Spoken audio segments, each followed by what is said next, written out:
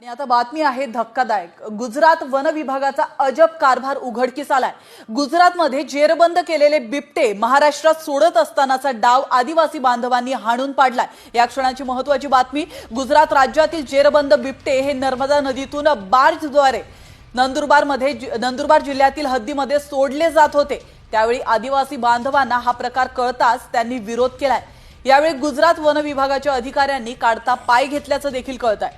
नर्मदा काठावर गेल्या अनेक दिवसांपासून असे प्रकार सुरू असल्याची माहिती समोर आली आहे। त्यामुळे गुजरात महाराष्ट्रामध्ये जेरबंद बिबटे सोडून काय साधण्याचा प्रयत्न करताय असा सवाल उपस्थित केला जातोय। तर आपण पाहतोय या क्षणाची अतिशय धक्कादायक बातमी, ती म्हणजे गुजरात वन विभागाचा एक अजब कारभार समोर आलेला आहे। गुजरातमध्ये जेरबंद केलेले बिबटे गुजरातने महाराष्ट्रात सोडण्याचा प्रयत्न केलेला आहे।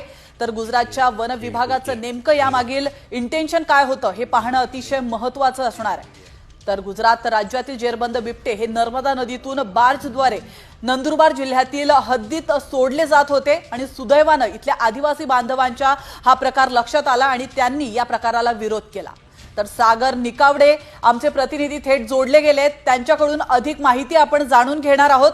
तर सागर, काय अधिक माहिती मिळते, नेमकं काय कारण आहे, का हे बिबटे आपल्या महाराष्ट्रात सोडले जात होते? नक्कीच